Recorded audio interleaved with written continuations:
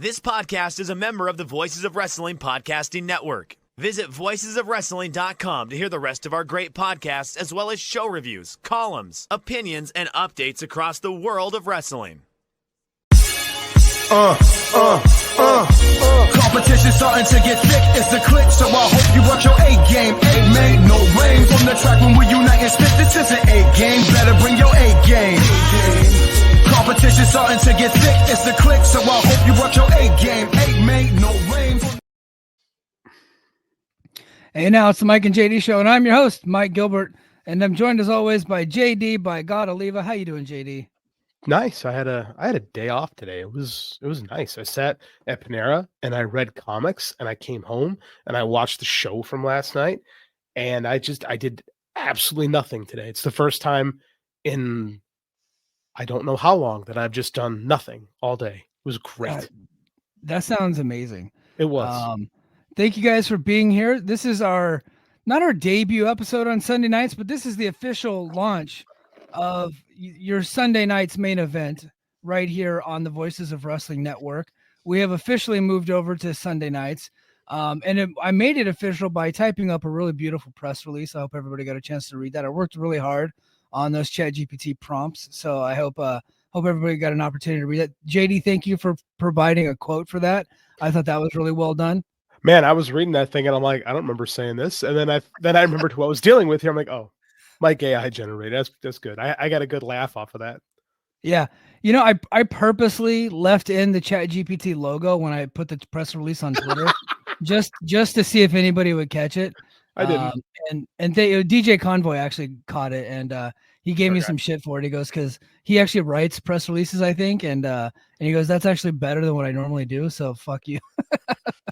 I got bad news for everybody about the future of AI. It's not going anywhere. Yeah. Jeremy Feinstein's with us. I'm going to introduce you here in a second, but again, thanks everybody for being here on Sunday night. We haven't really talked about why we moved to Sunday night, and the answer is simple. It became increasingly more difficult for us to go on Thursdays with JD's work schedule. And then me, I'm here in Hawaii. It's fucking 5:30 right now on a Thursday night. I don't get off work till 4:30. Then I got to rush home. I got to sit at the dinner table, wolf down some food, head upstairs, change. That way I'm not in uniform whenever I'm on my show. And then immediately hop onto the podcast. I get no time with the family, no time with the kids. And then we're on the air usually anywhere from an hour to 90 minutes. And then I have to upload the show. By the time I'm done doing everything, my kids are already getting ready for bed. So like it just became more and more difficult for both of us. JD was missing a lot of episodes lately because of his work schedule. And we just kind of talked about it, and we're like, let's just move to Sundays full time. Like the numbers are there, people are watching, and we actually can do the show easier. And so the first thing we did, JD, was we went and got our spouse approvals. Of course. And once the wives said yes, then it was official. We're moving to Sundays. Oh, my wife was like, he's like, you guys are stupid not to do this. I was like, she's right. Yeah. Like we did Thursdays for Impact because we started out as an Impact show originally on the Fight Game Media Network. And so we always did late night Thursdays, but like you were living in California, I was in the middle of a pandemic, so I wasn't working much at all. And now that you're in Hawaii and I am a teacher, it's like, I'll be honest, I've fallen asleep on the air like 2 times. Yes. That's actually happened. Legitimately, I woke up JD a couple times by asking him a question while he was passed out. There was one time I fell asleep in the middle of a sentence where I had an idea and then I was just rambling incoherent. And then I just looked at Mike and I'm like, I just fell asleep like live on the air while I was speaking. So that actually happened. So this is, dude, it's 9:30 in Chicago on a Sunday night. My kid is they're away this week, but normally he's going to be in bed right now. This is like a no-brainer. And no one else does things on Sundays with Voices of Wrestling. It's our night. It's our time. Yeah. Our time. Every time we would upload our show on Thursday nights, I would look into on the Slack channel for the Voices of Wrestling, and I would see that like everybody else was uploading all their stuff on Thursdays and Fridays. So it was just an overwhelming amount of content on both of those days. But Mondays are pretty much open, right? Like they get the occasional show that drops on Monday, but Sunday nights live on the Voices of Wrestling Network is going to be us. And then Mondays on all the Apple Podcasts, Spotify podcast feeds are out there that people are using on the Voices of Wrestling Network. That's going to be our day now. And I kind of like that. I kind of like that. So and hopefully the overall numbers will go up. And I think that they will. I think they will too. I like the fact that we actually get to read the Observer now, because I always feel like we're Yeah. behind everything, because the Observer comes out like at the same time that our show would drop. So now I feel like we at least have a weekend to digest what Dave is writing, because whether you like it or not, Dave is still the predominant force in this side of the industry. So it's nice to be able to talk about what's in the Observer, and it keeps me reading it, quite frankly, because sometimes I get buried with work. I'll be honest with you, especially this time of year. I don't know what end is up. What day is it? Sunday? Jesus, I can't see straight. Well, and also we will actually start to review pay-per-views, which we have not been doing.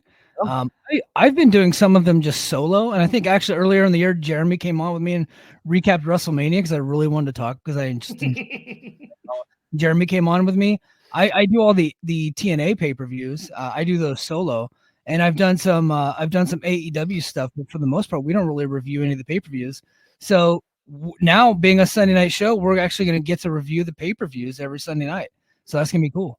Yeah, I literally just watched the show. It's completely fresh in my mind. And we haven't done a pay-per-view review show since early Brace for Impact days. So yeah.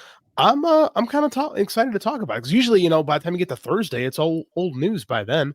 So now everything's nice and fresh. It's a new day. It's a new day. Yes, it is.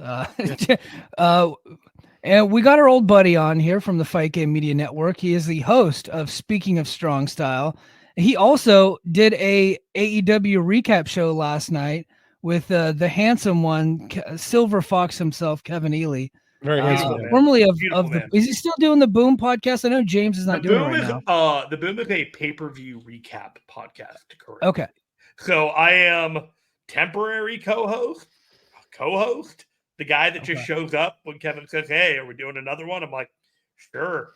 JD did one with me when Kevin couldn't go last month, and that was another moment in which JD was trying to stay awake on air during a pay-per-view recap. I have fallen victim to the JD, and his busy life has struck again. He is impressive with what he has accomplished with grad school and all these other things. So we tease him, but I implore somebody to find someone else who works as hard in all his facets of life as this guy right here. I appreciate that. I slept till 11 o'clock today. It was wonderful. Ooh. I too read a bunch of comic books as well. We'll discuss that later. I'm excited to talk about that. This is a plethora of nerd / wrestling / New Japan domestic wrestling. Buckle up, folks. This is gonna be a wild one. This show. Yeah, it's gonna be a wild one. We got some folks in the chat. We got Everything Pro Wrestling. What's up, my brother? Thank you for being here. Big new distribution deal, Gerard. Man, this is like his time of the year, man. TNA just signed a Canadian deal. His time to shine right here. Bodyslam.net. Yeah, there's bodyslam.net. Absolutely. There's rumblings of a possible US deal. Who knows how that's going to work out? India and UK on the horizon for them. This is his World Series right now. TNA might be signing new TV deals. We'll see. Uncle Scope, hoorah, Scope. Welcome to the chat, sir. And then Burt Macklin, also of bodyslam.net. He is also a TNA podcaster. What's up, Burt? He's actually from the Central Coast. I think he's Pismo, or not Pismo. What's the other one? Avila Beach. He's from Avila there on the Central Coast. So what's up? Central Coast. Just up the street for me. I'm over in San Jose, my friend. Yeah, just up the road. Okay, guys. So let's get to this AEW show. I'm really excited to talk about it.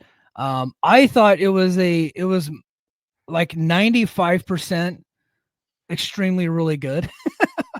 But then there was I think there was like two things that were pretty bad, and then there's some other stuff was just like okay, like it was just fine, which you're gonna get on pay-per-views. Like not every match has to be 5 stars, but I think the most important thing coming out of the show is that Will Ospreay very clearly had 2 5-star matches in one pay-per-view, and I don't think there's any doubt about that. And what are you guys' Jeremy, I'll start with you. What was your overall thoughts on the show for World's End?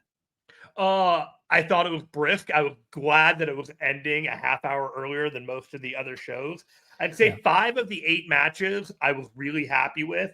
And then the other 3 matches on the card didn't really do much for me, whether I liked them or not, or just put into position of death or whatever. Generally, I thought it was very good. I thought the direction of AEW seems to be stabilizing into something a bit more positive, and I felt encouraged coming out of the show. JD, you literally just finished the show right before we went on air. What were your thoughts on it? I did. I had a hard time starting the show because AEW makes it difficult to get their pay-per-views after the fact, and my Roku makes it difficult to freaking AirPlay. So it was hard for me to get the show. I had to bust the computer. I never watched a pay-per-view on a laptop before, but I had to. So I wound up missing, because I'm a terrible human being, and I'll live up to it. I'll own it. I did not watch the women's title match or the Mercedes Chris Statlander match. Mariah May bores me to tears, so I had zero interest in that. And I will go back. I heard really good things about Mercedes and Statlander, so I will go back and watch that. But I had to kind of focus on what I really wanted to watch before the show. And I agree. Like, I liked the vast majority of the show. I did like the vast majority of the show. Will Ospreay is the greatest wrestler in the world right now. Kyle Fletcher is going to be something very, very special in the future. He has a terrible, terrible haircut. But other than that, I really liked the show a lot. I don't like 4-way matches, but I liked the finish, and I like where it seems to be going. I think I've had hope for AEW coming out of the last 2 pay-per-views, and the TV's been since. So I'm hoping we can buck that trend as we move into the Max era. So we'll see. It seems like Tony's strong suit is very clearly booking pay-per-views and just telling the wrestlers to just like go ham, folks, just go crazy. Which is what happened. And then they get back to the storytelling part of the TV show and like the connective tissue that gets you there. And it kind of just like goes to shit from there. Well, Mike, that's what happens when you hire shitty fucking writers. Yeah. Sorry. Yeah. No, I agree. The buck stops with him though. Like he is in charge. He is the head booker. He's given himself 6 different jobs in that company. And one of them is the most important job is head booker. And he doesn't appear to be, he's not having a good time booking television shows. Thankfully, one of his shows just got canceled, so hopefully that'll help. Rampage was a real show. It is impossible to book something like the Continental Classic with more than one person. One person can do this tournament, because when you start getting a committee to figure out who's doing what, it gets messy. It's why Ghetto does it that way. It's why Tony Khan has to do it this way. And if he's focusing all his time and attention on that, a lot of these other angles and all these matches clearly like fell by the wayside, and it was up to the wrestlers to be like, hey, here you go. Like 25 minutes, 20 minutes, here's your time cue. Here are the beats of the match. You go for it. And I think some of them stepped up to the plate, and I think a couple of them swung and missed. Yeah, I totally agree. Just 1 second. Okay. I was just pulling up the results. So I'm just gonna go through the results really quick. We'll start from the pre-show. JD, I assume you didn't watch the pre-show. Come on, man. No, I can't remember the last time I actually watched a pre-show. So that is not happening for me either. So I can tell you exactly last time I watched the pre-show, when All Out was in Chicago, and I was sitting there in line getting food with my kid. So actually, no, you're right. I didn't even watch it then. Yeah, that's funny. On the pre-show, rookie Tony Storm defeats Layla Gray. Double J, Jeff Jarrett defeats QT Marshall. The Murder Machines, Leo Rush and Action Andretti defeat Outrunners and Top Flight. Jeremy, did you watch the pre-show? And is I had to watch all of it because of my obligations to my friends at this time. So yes, I saw all of it. So here's my question. Do you want the rundown in 30 seconds or less on each of these matches? Yeah, give me the rundown, but quick, where did you watch the pay-per-view at? Okay, so I watched most of my AEW pay-per-views with Big Dave Meltzer. Hold on. Jeremy, stop. Can you over pick up that name that you just dropped? Can you just pick that up real quick?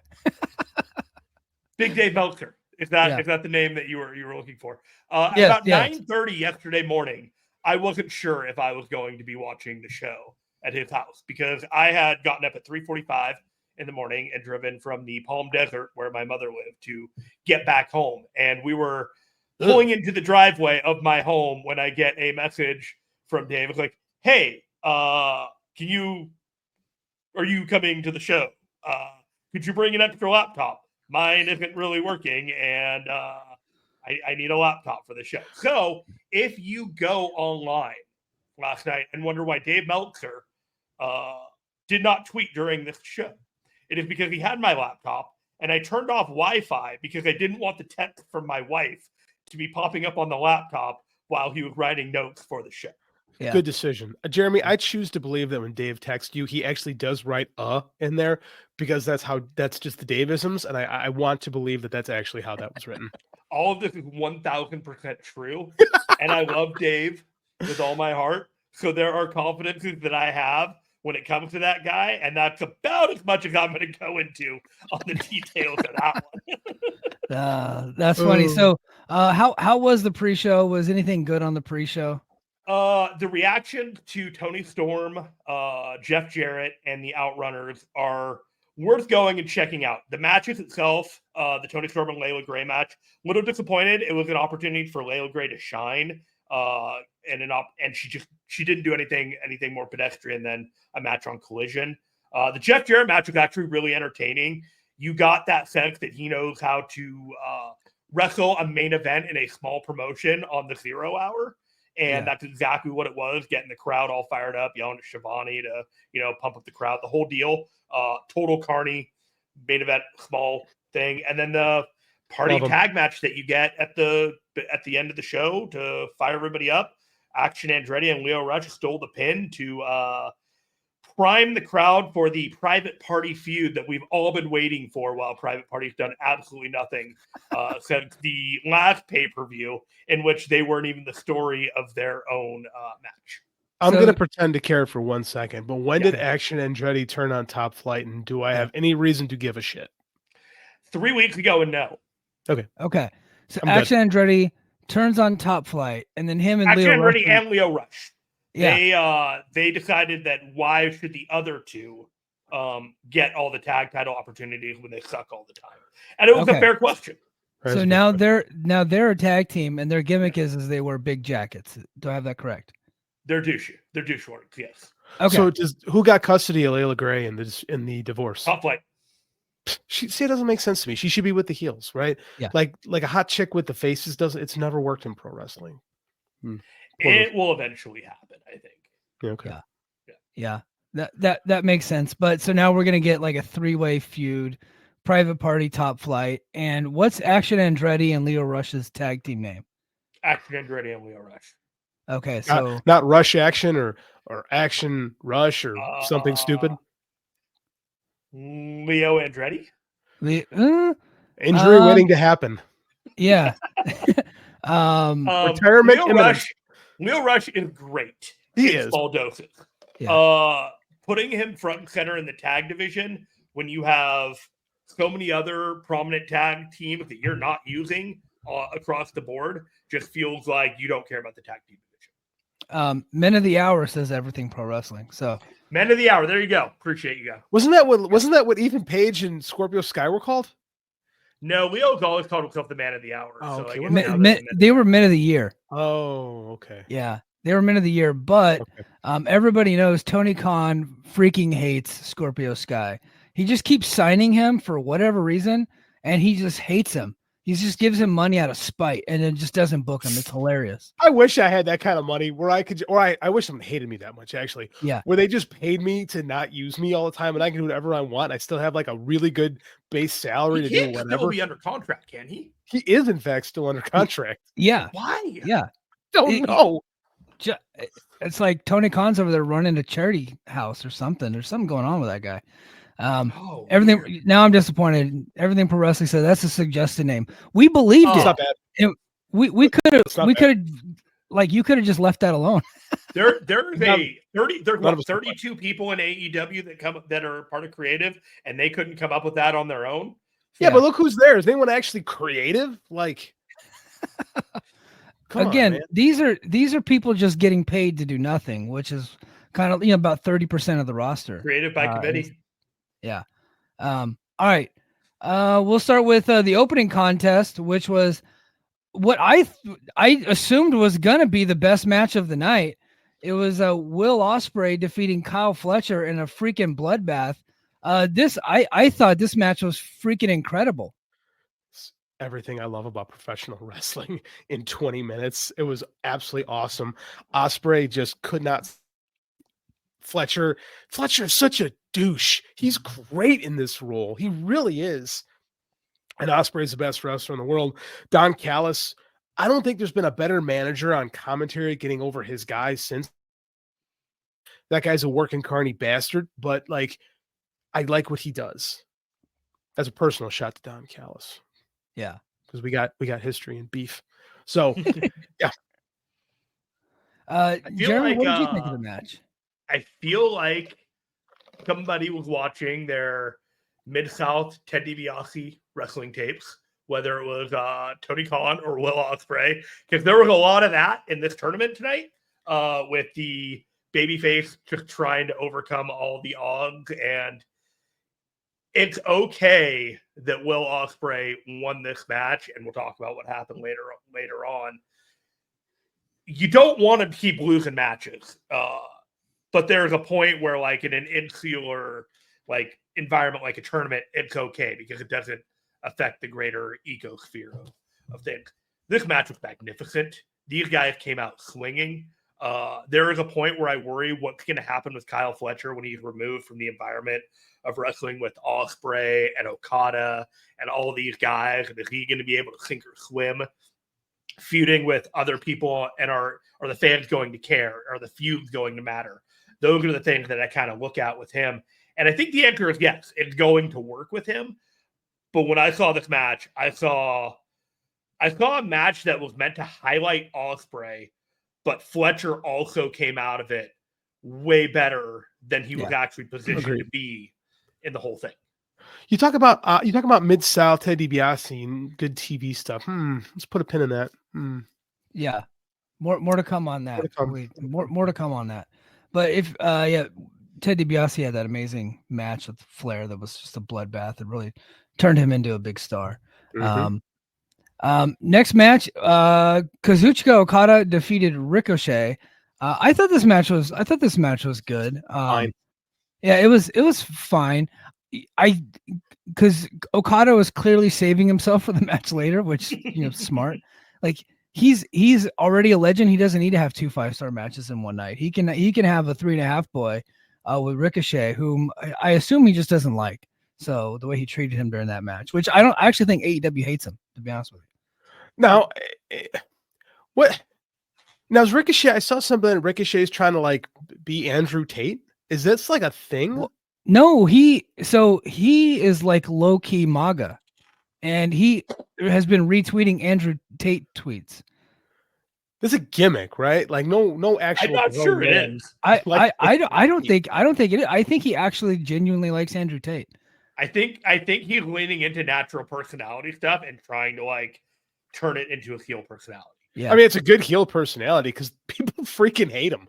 I find this interesting that like AEW, and I think they're doing the right thing, by the way, with Ricochet, because like they've been bringing in WWE guys for a long time, and people are getting kind of sick of them, and they just didn't even like beat around the bush. Like when Mercedes were going to pretend she's a babyface for a while, Ricochet came and everyone's like, "You suck," and they're like, "Yeah, he sucks. We'll just make Ricochet a douche." So, and not even like a fun douche like Kyle Fletcher is, just like an actual douche.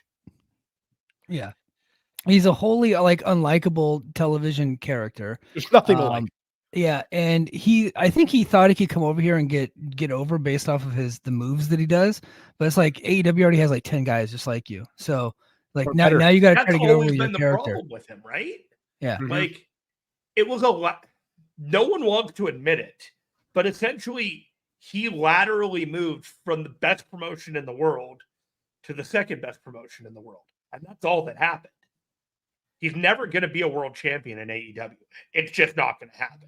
I'm sorry. I look at him, and the chart of mouths to feed before him is massive, and it's just he's got a lot of work to do before he would ever get to that point. But that's okay. Like he's not. I don't think he's supposed to be a world champion. Like the only time he's ever like led a promotion was in Lucha Underground, when like he got to be like this he was basically ripping off Tiger Mask, and didn't have to say anything. Like, and who was the real star of that promotion? It was Penta. Mm-hmm.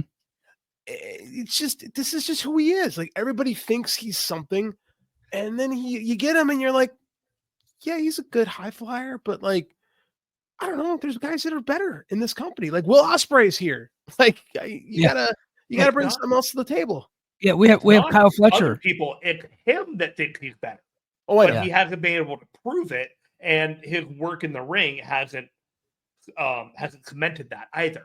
Like No. everything about it is show us, don't tell us, and his heel personality is now telling us instead of showing us. Yeah, and then after the match, Swerve comes out and they do the whole toilet paper gimmick where he brought toilet paper down to the ring. Prince Nana did, and then all the fans threw toilet paper in the ring. And I'm like, they could not have emasculated this guy more. He is done. He's buried. He is never going to be over as like a star that people want to see. He is a geek. Can you imagine that the idea for this was that it was supposed to rehabilitate him in some way and set him up for his next angle? People forget about him just losing to Okada. And instead, it just further geekified him. To the point that I'm done. Yeah. Guys, okay, so Swerve's the babyface in the feud. What's he supposed to overcome? Like, why would he even wrestle this guy? He already humiliated him. There is no point to the match now. There's no reason to watch the match. Unless Ricochet gets back at him somehow. That's the only way this thing could possibly be rehabilitated, is that Ricochet is so incensed by what Swerve did that he has to violently react. I mean, what's he gonna do? He can't burn his house down. We already saw that. So I mean, he has to do something to like really hurt Swerve. And Swerve seems to like a challenge. So I think Swerve is probably thinking, I can rehabilitate this guy. I can make this work because I'm over enough. I don't know what they're gonna do because I don't know how you get over a guy who just got pelted with multiple rolls of toilet paper. Ooh, let's get there. Jeremy, why don't you go ahead and take this one? Transferring Heat says, doesn't Ricochet have a New Japan Championship match next week? He sure as hell does. Not only that, if anyone really has an idea that Ricochet is going to do anything at all on the mother of all simulcasts of Swerve Strickland, that streamcasts of both Max and whatever TBS, TNT, whatever show it is, he ain't going to because he's going to be on a plane flight for a press conference before the Tokyo Dome. So he's not going to be back for another 10 days. He got emasculated. He got geeked out. And at best, you're going to get a video package of some way showing anything that he does. There's not going to be a live retribution aspect to this. Tony completely fucking buried a Tokyo Dome main event with what he did to Ricochet here. Like, they could have kept him strong until the Tokyo Dome main event. He did that 3 weeks ago. He did. He got pie-faced by and escorted out of the ring by the Hurt Business. Yeah. I'm still angry about that. It doesn't matter though. It really doesn't. I don't think anyone really took seriously Ricochet as a Tokyo Dome IWGP championship contender. Then why fuck do they make the match, Jeremy? Why book the match if they know for a fact that no one cares about it? Don't book at the time they thought they were getting another Will Tokyo Ospreay. Dome that you know good and well that nobody's going to care about. At the time, I think that they were sold into the idea that they were getting another Will Ospreay and Ricochet, and it turns out that that's not what they were getting. Yeah. Why would they think that? Because I think Ricochet sold them on that. I think Tony Khan sold them on that. And by the time that the decision was made, probably in September for that October reveal, plans were in motion, man. Like, there was no turning back on what those Tokyo Dome plans were. And Tony Khan had the pick of the litter of what people he was going to hand over to New Japan Pro Wrestling. And that's why we have a haphazard, interesting motley crew of wrestlers heading over the Tokyo Dome for Wrestle Dynasty. Stay tuned for our full preview of a Wrestle Kingdom and Wrestle Dynasty coming up here pretty soon. All right. Let's see. What else do we have? What was next? It was Mariah May. It was the Thunder Tijuana Rosa Death Match. Fight. I'm sorry, Jeremy. What'd you say? It was the Tijuana Death Match. Yes.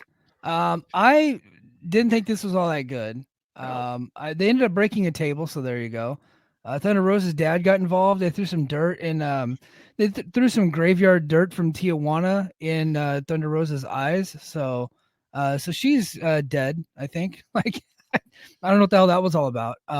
They had a Tijuana street fight in Orlando, so I guess that's cool. I don't know how they logistically made that happen, but I didn't really care for the match. Jeremy, what'd you think? This match, God bless them, they were doomed after being behind 2 C2 matches, but I don't think that that very much helped their match anyways. I think Thunder Rosa has a confidence issue in doing any kind of match that doesn't include like a street fight, weapons, any type of that thing, because she can't connect with the audience, and the audience doesn't care unless that. And she had that match with Britt Baker years ago, and she's gone back to the well repeatedly with diminishing results on these times. And I think what we're seeing this time was the most diminished result of trying to do that kind of match, hoping that it was going to get people interested. And unfortunately, this feud went right out the window the minute Toni Storm walked out, and Thunder Rosa was sitting as a spectator to the match with Mina Shirakawa with her signs, doing the what the fuck, and she didn't realize how badly she was owning herself at the time, and no one took this seriously. It's unfortunate. Better days ahead for Mariah May. I don't know if better things are ahead for Thunder Rosa, but we'll see. I mean, she's got her Busted Open gig. And maybe that's why she does hardcore matches, because she's co-hosted with Bully Ray and Tommy Dreamer. That's all they ever did too. So the most success she's ever had, man, is doing those hardcore matches. I get why she goes back to it when she her confidence is shaken. Because she's not that good. Yeah. Next match was next match was Adam Cole and MJF. Yes. And this sucked. Sucks like, so bad. They're good at doing the moves, right? And they're good at the near falls, which everybody in AEW already is. They tried to bring this into some melodrama from 2023, trying to recapture their feud, which we all hated. And they're doing it seemed like Shawn Michaels booked this for NXT, like with all the mid-match melodrama and saying, I never loved you and this and that. The whole thing sucked. MJF ends up winning. The Undisputed Kingdom gets back together, but it looks like Matt Taven and Mike Bennett are going to join with MJF eventually. And this feud will never freaking end. It's just going to continue forever. I feel like I've been bitching about this forever because I have. Dude, it dawned on me, we've been dealing with this for 18 months. It's like a case of herpes. Like every time you think it goes away and you get the topical cream on, it just pops up again and ruins your weekend.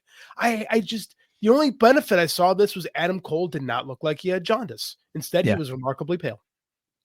Yeah. He instead of just getting a new tanning cream or just getting like a regular tan, he just said, "Fuck it, I'm not tanning." Well, it's like he's like, I'm tired of everybody giving me shit about being yellow. I'm just gonna fucking go out there and be all pale, and then you guys see. Then you'll see what I think about that. No, this was just like everything about WWE NXT that I fucking hate. Was on display in this match, and I'm sure Brian Alvarez is going to absolutely love it because he eats that shit up like a freaking chocolate ice cream. But wow, he did not. Oh no, if it was in WWE Matt Ring, he'd have loved it and reviewed it 9 times on his show. JD and Jeremy, if you guys actually go back and rewatch this match, and I challenge you to do so, if you slow it down about mid-match, you'll actually witness MJF get on some water skis and then jump over a shark in the ocean. That actually happened in the middle of the match. To be fair, MJF has never been as cool as the Fonz. No, that's true. Yeah.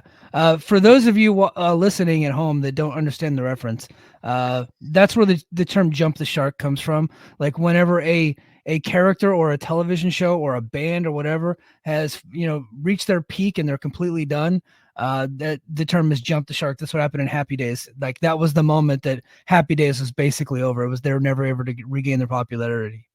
Ironically enough, it also it also works as like another metaphor too, because like it's a shark, because like a shark fin where it goes up and then it goes down. So the analogy works on multiple levels. It's quite brilliant when you really break it down. Do you two ever think about the fact that this feud started with the plea from Adam Cole from their match that he just wanted 5 more minutes with MJF? And oh my God, did we get more than 5 minutes? That was in Chicago. In July of 2023. 5 more minutes, guys. Can we just get 5 more minutes? June, excuse me. I was there and I watched it, and it's been a never-ending nightmare since then. It is single-handedly derailed my love for this company. I really wish MJF had gone to WWE. I will tell you this. Last night was when it became clear that MJF was exposed to me, and I'll tell you why. He Did you is say MJF exactly the exposed same- himself to you? He is exposed as a wrestler. Like, Oh, he's okay. exposed as a wrestler. I thought you saw his dick.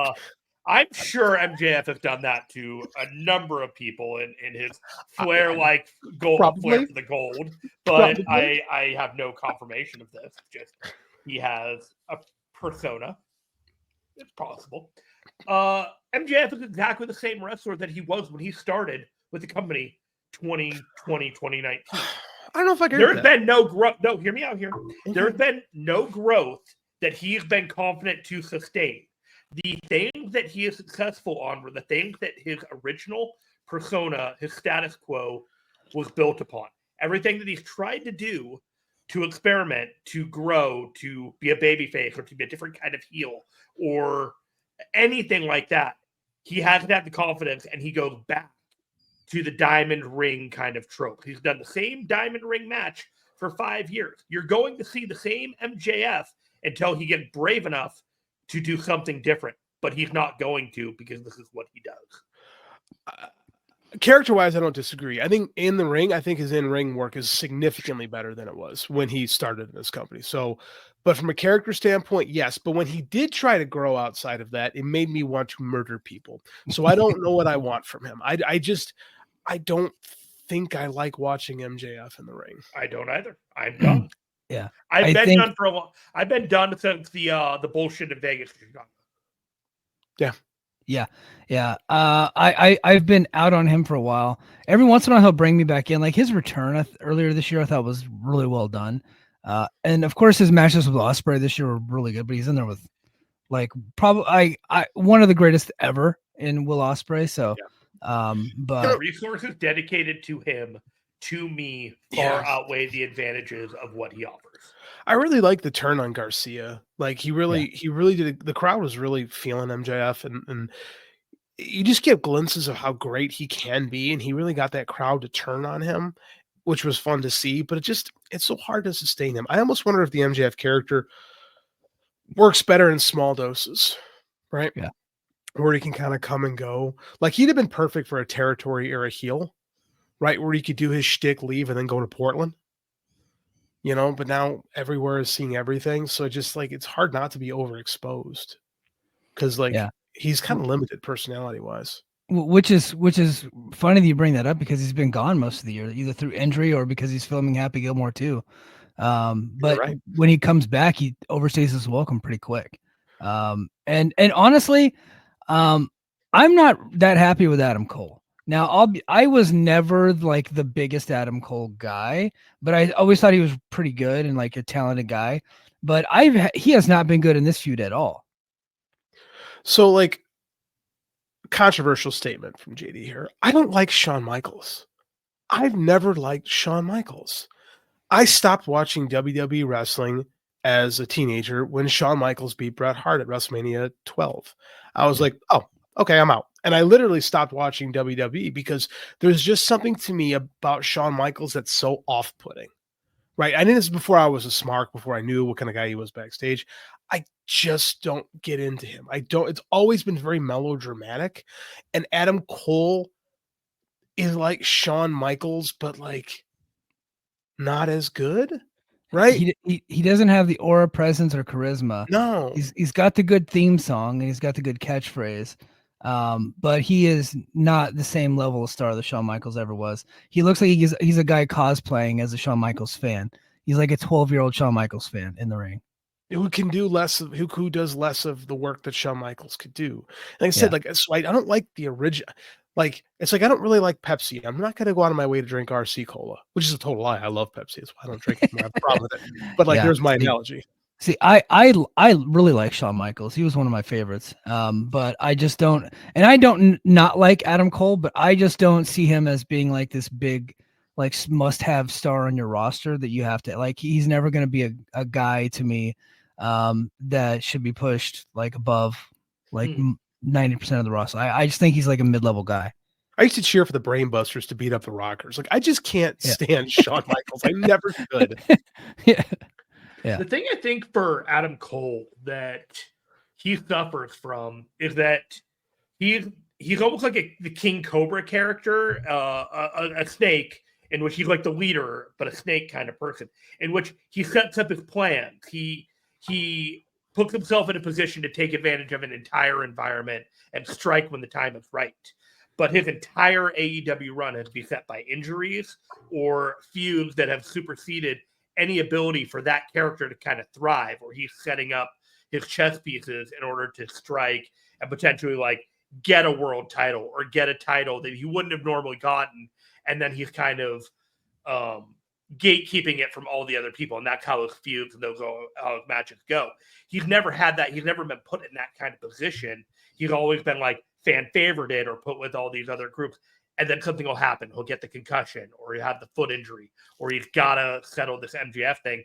We haven't had an opportunity for Adam Cole to do Adam Cole stuff at a top level in a long time. You essentially told me that he was basically Cobra Commander from G.I. Joe. He kind of is. The snake analogy. He just always kind of falters. Always the plans always kind of fail. He's really not much of a threat. Yeah. A Cobra Commander reference here on it's gonna get worse, guys. The nerdiest podcast in the game. We go deep with nerd culture on Mike, I apologize in advance if your subscriber count goes below 2,000 and then I have to go back up again. Yeah. Oh, thank you for reminding me. Thank you guys to all the YouTube subscribers.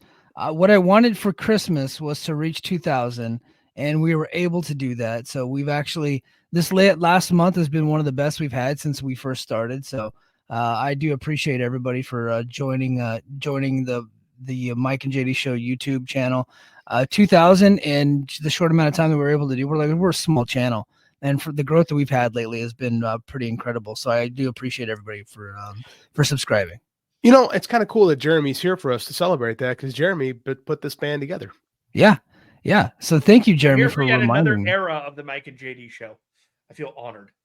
Yeah. I feel honored. I love you guys. I am so happy for all the success that you guys have had. Thanks. And I am not a person that gets jealous or anything else when I see my friends succeed. And I'm just really happy for you guys that you have put in the work and you have gotten this out of it. Well, thank you, sir. We greatly appreciate it. Absolutely.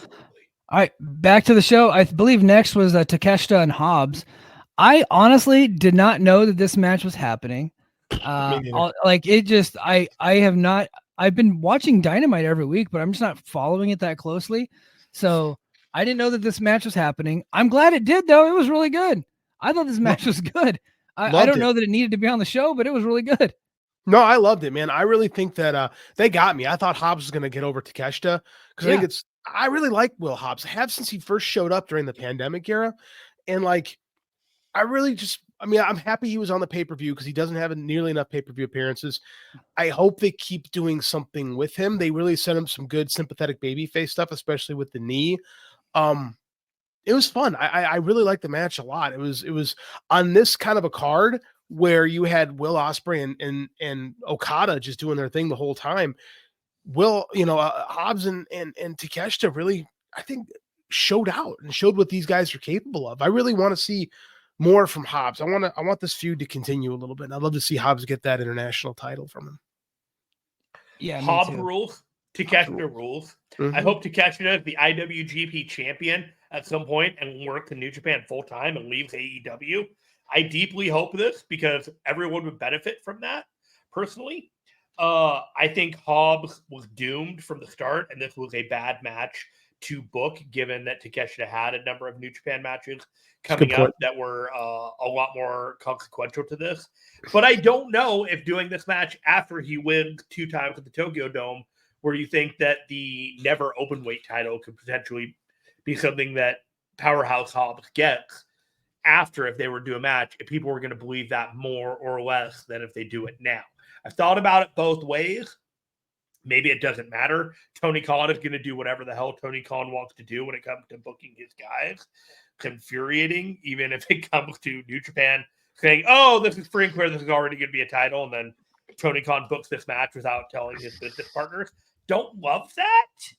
But if we're looking at it on its face, this match was awesome. Hobbs is great. Takeshita is a phenom. And if I'm being honest, even though it was great, I still think it might have been Takeshita's worst pay-per-view match in AEW. Takeshita's that good. Like, Yeah. and he's so it's funny because guys like us, but I do feel like he's very unheralded, right? And just there's just so much talent in this company right now. And I like the very clearly Don Callis's fingerprints were all over this thing. This had very the fingerprint, like I said, it had very much the Bobby Heenan touches. Like it reminded me a lot of the storyline with like Ken Patera or like Paul Orndorff when guys would leave the Heenan family. So like I really like, because Don Callis just loves Bobby Heenan and wants to be Bobby Heenan. I get it. Who wouldn't want to be Bobby Heenan? But I mean, like I really had some of that elements in there, and I thought it worked pretty well. Like on a match that's going to be forgotten probably in about 6 months. Like it was still pretty good, and I'm really glad it was on this show. Yeah. Yeah, I mean, it was like a pleasant surprise. It was like, oh, I hadn't. It reminded me of like watching an old WCW pay per view, and then all of a sudden you get Dean Malenko versus Rey Mysterio for no reason. Like that's kind of what I thought. And these guys are actually like in a feud, but still, I just didn't know that it was happening, so I was really happy about it. Next up was Mercedes Moné defeating Chris Statlander. I have no idea why they had a rematch, other than the first match was good. I think that everybody really liked the first match, so they're like, okay. Statlander went on there and demanded that they run it back. What's that? Statlander went on TV and demanded that they run it back in Mercedes. What fucking authority does Statlander have to do that? She lost clean in the middle. Who else was there? Yeah, she came on Collision and said we need to run it back. You got no authority, lady, but they gave her the match anyway. Hey, look, she got the match, but she didn't have any authority to get that. When you think about how much energy Tony was booking on the C2 and how much energy he was booking on all the other matches. Yeah, but since they did the match, it took a while to get going. It ended up being the longest women's match in AEW history, and I think that was the goal. So they were able to break that record. So I guess congratulations. Was it good? It ended up being pretty good. Yeah, it ended up being pretty good. I think Dave will probably rate it pretty highly. Mercedes Moné is very sloppy in the ring at times, and I thought that she botched the finish of it. And then she's also a bit of a cornball. At one point, so she's a heel, right? But she still did the Eddie Guerrero Three Amigos to get everybody to cheer for her and chant Eddie Guerrero. And then she comes off the top rope with the goddamnedest worst tadpole frog splash you've ever seen in your life. It was just a skinny girl falling off the top rope onto an actual athlete. And she kind of bounced off Statlander and then got 1, 2. Nobody in the building thought that was going to be a 3 count except for Mercedes Moné, who did the NXT O face for a good 30 seconds. Yeah, it was dumb. After that moment, the match started to get pretty good, and then by the end of it, they had the crowd, and it turned out to be a really good match. To be fair, Eddie Guerrero spent most of his career as a heel that people kind of cheered at times. So, yeah, he was just really good at it. He actually was really good at it. Yeah, and Mercedes Moné, her run has ultimately been a failure. However, she's been having some pretty good matches lately if you put her in there with the right opponent. Don't put her in there with Britt Baker, it ain't going to work. You got to put her in there with which is why they did the Statlander match again, because she wants to have more good matches on pay-per-view, and she wants to continue to beat people, and so she got her way. But I thought the match was pretty good. It was good. Go ahead, Jeremy. So my takeaway after watching this match was, I think Chris Statlander is the woman that beats Mercedes Moné for the world title in like a year, 18 months. Because there were a couple of cues in this match that made me think that, Mercedes was really trying to set up footage or get some type of clip of smacking her in the face, telling her you're never going to be champion, you're never going to win this title, all of these universal things that you can say that like you can set up some video package later on down the line. You did 2 matches back to back where Statlander lost to Mercedes Moné, but she got closer each time.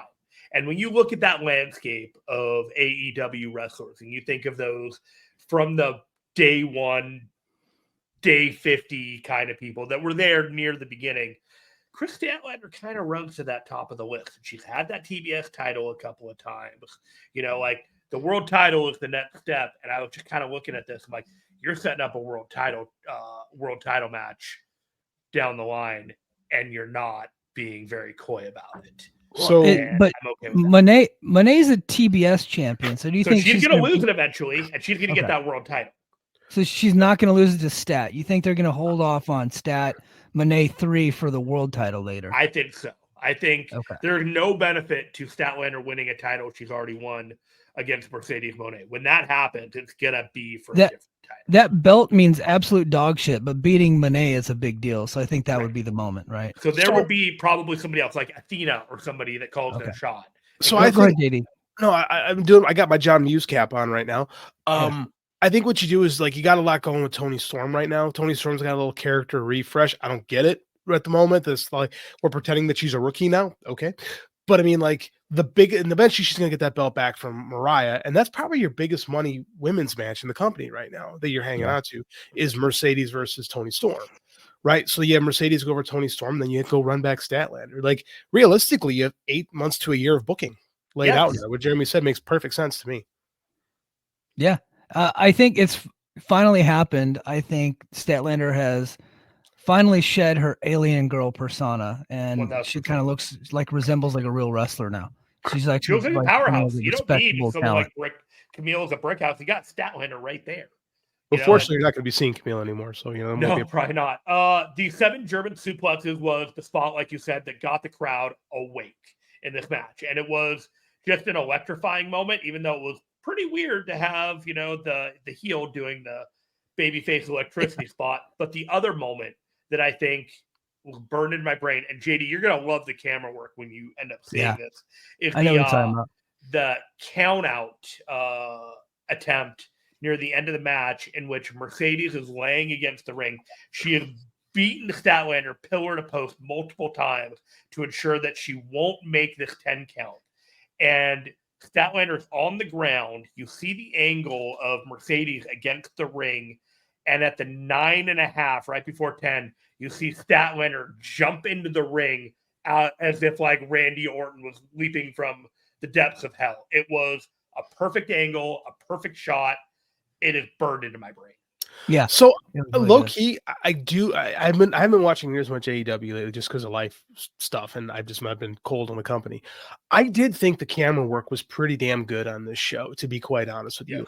Like I do think it's taken Mansory a little while to find himself here, but I have noticed that a lot of the production stuff has actually improved here. Like I've always held New Japan as like kind of the preeminent. Like I love the camera work in New Japan, always have.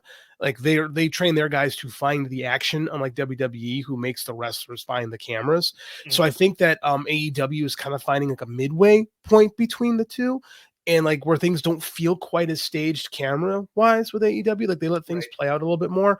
I have noticed that, so I will go back and watch that with my cinematographer brain on, and you've got me intrigued just by that alone. But I have noticed that. I thought the camera work, particularly in Ospreay and Fletcher, I thought was really good tonight. Yeah. Yeah, I completely agree. All right, next up, the match that I thought should have actually closed the show. Yes. I thought they should have closed the show with this match. It was Kenny comes out later, but it was Kazuchika Okada versus Will Ospreay. These guys have never had a bad match together. They've wrestled each other a dozen times, and they put on. Honestly, I liked this match more than the Fletcher match, even though I really loved the Ospreay Fletcher match. So, but if you were to tell me that you liked one versus the other, I don't have an argument against either. All I know is both these matches were freaking amazing. I loved them both. Will Ospreay is one of the greatest to ever do it. And we got vintage Okada. Okada has, we've been calling him, what did I call him the other day, Jeremy, in the DMs? Shinsuke Okada. He's just kind of like, just phoning it in for the most part and doing his shtick, saying the B word, flipping people off. But he went in the Wayback Machine here, and he turned out another classic, man. To be fair, that's been Okada for a while now. Like he phoned in from about 2020 on. Big, Joe always calls him Big Match Kazu because, a lot of times, especially during the long pants area of Okada, he's punching out. He could be very workmanlike in his performances sometimes, but that's what makes him a smart worker is when it's time to put on a show. The dude knows how to put on a show, and there's nobody better in the big match than Kazuchika Okada. But when you put him in there with Ospreay, who is all balls all the time, never knows to slow down, he'll probably die young because he goes so hard. Like it's just these two have it's been like this for damn near a decade. These two have just unbelievable chemistry together in the ring. I could watch them wrestle forever. Okay, question for both of you. Okay, remove Kenny Omega from the situation. Remove him from coming out afterwards. Should they have put Okada or Ospreay over here? No. I agree. I would have put Ospreay over, but I just think that he's the not. guy, that he needs to be the guy going forward. And I think they could get to the Kenny Omega Okada match without the Continental title on the line. Here's where I disagree with you on this, because I think that Continental title is an albatross to him. I think that you want to keep, I think that it works for Okada right now, because you're still rebuilding Okada, who spent the better part of his first year at AEW wasting his time and presence with this jagbag Young Bucks storyline that was a complete and total failure. So I think this C2 really was about rehabbing Okada, and Ospreay is a little too giving. However, I don't want Ospreay to touch a belt in this company anymore until he's the world champion. Okay, I think that's fair. I'm on that train of thinking. I think the idea is to have Okada as the best tournament wrestler ever, and having him win the C2 when he just came into the company. I don't ever think that there was any other option than having Okada come in, win this tournament, and redefine himself as that kind of best goddamn wrestler. Because otherwise, what were you going to do with this guy if you weren't going to do a tournament when the tournament came? And you're going to try and tell us, he's this great wrestler. It was shit or get off the pot time tonight with Okada. Yeah. In my mind, there were people that wanted Fletcher to win this, to have Ospreay win this. Good. It was always Okada to me. That's what makes a tournament successful. Is like too often, I think WWE has super been guilty of this for decades, is they would run a tournament and there was a very clear guy who was going to win it. What's been fun about the C2 both years in a row is there's a lot of different ways things could go. I think Jeremy's right. Ultimately, it had to be Okada. But you could really sell yourself that it could have been Kyle Fletcher, could have been Ospreay, could have been Darby Allin. Like there's a lot of things they could have done with this tournament, which made it well booked. It's made it.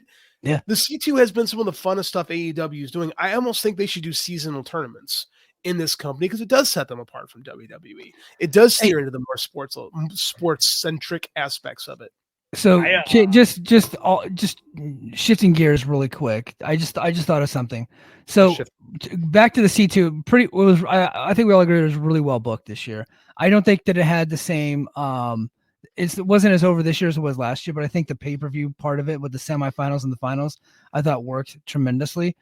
But the fact that Juice Robinson got hurt and they put Commander in there and then kept the same exact booking down to Commander using brass knucks to beat Claudio, I think just screams that Tony cannot pivot to save his life. Well, it was supposed to be Juice because Juice was always going to set up that world title by having supporting Jay White against Moxley. It actually was beautiful booking to me that ended up being that way. And now Commander just kind of gets the benefit of it.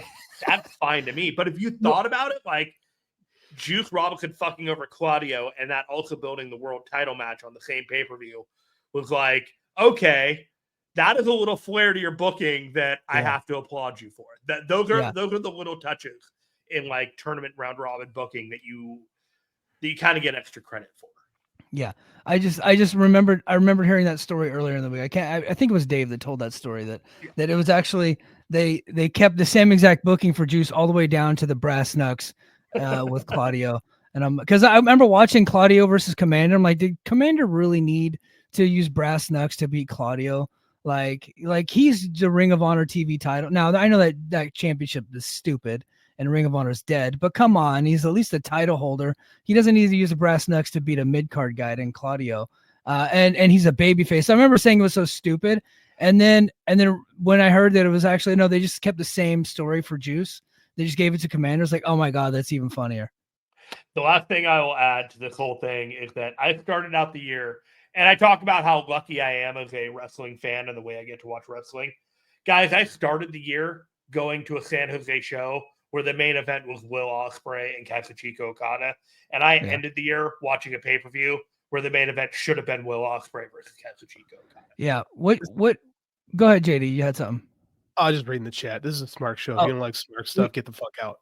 No, we got trolls in the chat. That's fine. Yeah. I don't worry about that stuff. I've never I've never stepped away from a fight I could have avoided. Yeah. So what do we think about Kenny Omega coming back? I really like the Omega return. I thought it was really well done. I like that they're teasing All In. I don't like they're doing the WrestleMania sign pointing. Even though they didn't point, they basically did the point thing. I was just like, okay. But it does signal that we're going there, and hopefully it'll boost up ticket sales in for All In. What I liked about it was nobody said a fucking word. Yeah. I was a big fan of that. I think it would have been.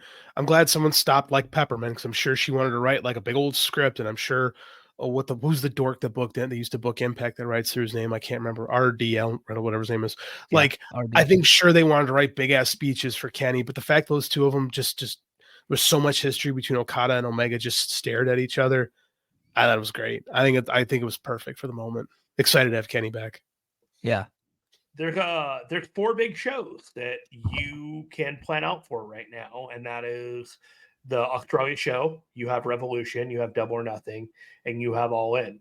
I find it really interesting that they're booking out Kenny Omega and Okada for All In because it says to me that they're going to take their time making sure Kenny is fully okay and back to being the best Kenny that they can have before they run this match. Yeah.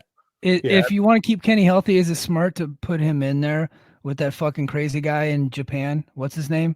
Kid. Kid. That's gonna be freaking Kevin Owens and Stone Cold Steve Austin. It's just gonna be a brawl. Okay. Yeah. And it's a good test though for Kenny because he doesn't, because Gabe Kid's style, like Kenny's not gonna do anything like super crazy with Gabe Kidd. I think it's really safe, really smart booking. It's going to be a lot of storytelling stuff. It'll be a good way for Kenny to kind of get his feet wet again. And doing it, I think it's smart. People are like, oh, they should have his first match in AEW. No, I think having his first match back in New Japan, one, it helps New Japan. Kenny Omega's name means something there. 2, you can kind of see what you got with Kenny right now. How healthy is Kenny? And then if there is something wrong, you can pivot back. Like Jeremy said, they booked this out way in advance. So if he's not 100% healthy yet, I know he thinks he is because Kenny's a goddamn madman. But you can kind of see, okay, where's Kenny at? What can he do? What can he do? And it's a good test, that you don't have to do it in front of your paying audience because Kenny in Japan is a big thing, just being Kenny in Japan. And it's really a low stakes match in the grand scheme of things. I think it's really smart booking personally. Yeah. Let's get to the main event. We had a fatal 4-way between John Moxley. Barf. Yeah. John Moxley, Jay White, Hangman Adam Page, and who's the other guy? Who's the other guy? I'm sorry. I already forgot. Oh, Orange Cassidy. Orange Cassidy, whom Dave said is a way better wrestler version of Jimmy Valiant, and I fucking almost drove my car off a cliff laughing so hard because I think that's true. I never would have thought of that. He's just like an undercard gimmick guy, and they thought they could put him in the main event, and boy, were they wrong. He's still a really good wrestler though, but he's a gimmick. So he was the one battling for the soul of AEW, and this guy's got his hands in his pockets. But okay, guys, all right. What did you guys think of the match, and what do we think about the closing angle? I hate 4-way matches. I think they're all stupid. There's low stakes. No one ever takes when the champion isn't in the ring. There's no juice, right? Pardon the pun with Orange Cassidy in there. But you could listen to the crowd. The crowd was not into it when Moxley wasn't there, right? Hangman Page still pretty over. Jay White's better than I thought. I think Jay White had a pretty good night. Orange Cassidy, 2 pay-per-views in a row, they've gone with him on top, and I think it's a mistake both times. I think Dave's assertion of him being Jimmy Valiant, specifically, I think Dave's talking like 1984 Jimmy Valiant, 1985 Jimmy Valiant. I don't think he's off on that at all. I'm just very glad this storyline is over, right? Based on the closing. Now, that being said, I thought it was great. The closing finale. I think FTR and are going to get good promos working with Death Riders. I think having Copeland. I think this promotion is more fun with Copeland in it, right? Because he's just going to bring energy and excitement. And I think that, and I know Copeland's not a great draw, but where we are right now, I think that Copeland Moxley is probably the biggest money match you can offer, and it's something we've never seen before. Go ahead, Jeremy. Mike, would you say that this was a TNA level main event? I think this could have been on TNA Turning Point in 2008. Yeah. There was a lot of messy stuff near the end of it, including run-ins from people and non-run-ins from other people who promised that they were going to run in and never did on a number of the babyface side. So I was really confused by the way the motivations worked about, you've got all these people that are there to save like the heart of AEW. But from what? What are we? Okay, explain this to me because I'm not watching the TV show. What are we saving them from? What is Jon Moxley doing that's so bad to AEW? Granted, he tried to murder Bryan Danielson. Yeah. I can agree with that. But what and is he took a program off the air? Yeah. Yeah, he did cancel Rampage. He canceled Rampage. He closed Rampage and said, "I'm shutting the doors forever." So he's really hold on. Did they actually make that an angle that Jon Moxley? They Pillmanized Darby's neck and destroyed the Rampage. Show. Okay, I don't hate that. To be quite honest, I actually think that's kind of a great idea. It is a great idea. It's a babyface move, but it's a great idea. Yeah. Babyface move. Okay. This whole thing was messy, and it didn't have to be. Like it never had to be this mess. But for whatever reason, Tony Khan made up his mind that these 4 guys had to be in a 4-way tonight, and it didn't have to be. It could have been a singles match. The one that seemed most viable for a singles match was Jay White, and you pinned him. Of all the guys that you could do it going into the Australia show, in my mind, it would have been Jay White and Jon Moxley at that show. Yeah, and makes then sense. Copeland and Christian versus each other at that show. And the winner of those 2 would face each other at Revolution. And I'm like, this would have written itself. But everything that he did laying out the show at the end of the night was a complete mess. Christian should have cashed in tonight. We need to get rid of Christian and his contract. I'm done with the Money in the Bank gimmick, and I'm done with Christian holding the briefcase. He should have cashed in tonight. Copeland should have fucked him over. It should have set up that. It should have set up Moxley. It should have set up all these things. But now we have Christian in the wind still with this contract, and it's just it's an albatross. And we got Hook staying there silently, not doing a goddamn thing. Go ahead. His dad's already back. What does it matter? To be fair, that's when Hook's at his best, is when he's not doing anything and being quiet. That's when he was at his most over. I can't disagree with anything you guys are saying. Now here's a legit question. Does a guy from New Zealand get cheered in Australia? Is there like some beef between Australians and New Zealanders that I don't know? Not at all. In sports there are, but like they will still cheer them over Americans for sure. Okay. Yeah. I know a number of New Zealanders that have moved to Australia for work, and it's fine. They just they all coexist. There was a legit question that I had. Like I didn't know it was going to be a thing. Like if you put an Irish guy in a main event in England, they're going to be like, "Oh fuck this guy," or an English guy in the main event in an Ireland show. You know what I'm saying? Like, so it was a legit question I had. I wasn't sure, but I agree. This Christian thing, like, I understand that it's tied in with Copeland, and I get that. I would like it to be over with right now. Yeah. Here's a question for you guys. JD, you've been a very big fan of Adam Copeland in AEW. Because you're very critical of him when he was in WWE. I am of the opinion that he was always really good in WWE, and he's still good in AEW. He's just a really good wrestler. I'm colored by my hatred of WWE. Yes. Yeah, you're very clearly biased against WWE. I've always been a big fan of Edge, Adam Copeland, whatever you want to call him. But this whole storyline with Jon Moxley is about the soul of AEW, and which I want to give the big jerk off motion right to it. But is Edge really the guy, the WWE lifer, to fight for the soul of AEW, or should it have been Kenny Omega fighting for the soul of AEW? Now I know where we're going, Kenny Omega and Okada at All In, but wouldn't it make more sense the guy who started the fucking company coming back to fight for the soul of AEW? Instead, it's a WWE lifer that's barely been here for a minute. Kenny Omega, the guy who has had a feud with Moxley that has existed for the duration of a story feud that's gone on for years. Yes. Thank you. Can be. Well, I think it still can because I don't see Copeland winning this title from Moxley. No, but why isn't he mad right now? Well, he just got back in the door. Like, cut him some slack. He's not even back yet. Pound of flesh from Omega and from Okada and the Bucks and Perry for taking him out. Like, Kenny's got shit to do right now. I don't think it's fair to put this on Kenny. Like, he's got John Wick style shit to take care of before he goes to Jon Moxley. Like, that's a feud that's very easy to heat up again because there's so much baggage, and that could be something they're putting up for All In too, right? Like, there's a lot. Like Jeremy said, there's so many things you can book down the line, and they're for a change. It sounds like they're booking long term instead of like, well, what can we do tomorrow? Yeah. It's just in my head, I was thinking about it, and I was like, the biggest money drawing champion this company ever had was Kenny Omega, and he defeated Moxley to get there. And we're bringing Kenny Omega back, and we're trying to get the old Kenny back. it would make more sense based on the storylines that they're going with. It would make more sense for him to come back to challenge Moxley versus he's going to challenge Okada just because they could have a really good match. No, I disagree with you, Mike, because the Bucks and Okada took him out. Like Kenny put on the shelf in storyline. Be like, sorry, my bad. I tried to put that whole. Everyone, sorry, I tried to put that. I've tried to put the whole storyline behind me. I forgot that actually happened. I'm sorry. We have trauma. We have trauma from that entire storyline. I have a counterpoint as to why I'm okay with Copeland, and that is, I believe, and this is a weird theory. Try not to crucify me for this. I make no promise. That the heavyweight champion of any promotion should be facing the top guys and beating them to legitimize their title reign. Agreed. So Copeland is a top guy. At some point, Moxley should be running through him and Omega, potentially Okada, all of these guys until Ospreay comes along and takes that title from him. Counterpoint, Adam Copeland's a 51-year-old man with a broke leg. But he's still a top guy.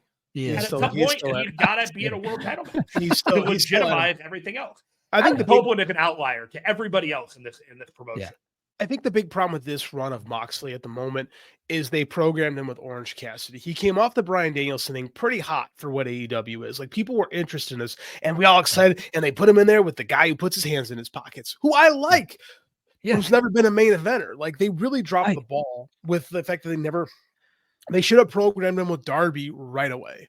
Right, because Darby is a guy they could have sold some stuff with. It could have been interesting, but Tony just he just pushes things down the path for some reason. Like the fact that Moxley hasn't really worked with a lot of top guys, with the exception of tonight where he beat 3 of them in a row. Like it hasn't fired on all cylinders. Like I think that's a problem with the booking is they should have Moxley just murdering dudes. Literally, he's trying to kill people. Like he should be doing that. Yeah, he should be doing it. Yes. Consistently, and I think Adam Copeland gets that. So I think that Copeland will lay down for Moxley because it means something. Edge already lost to Roman Seth. Oh, sorry. Transfer Heat says Edge already lost to Roman Seth, so Tony clearly wants to complete the Shield circle. It's a good point. That doesn't sound like something Tony would want to do.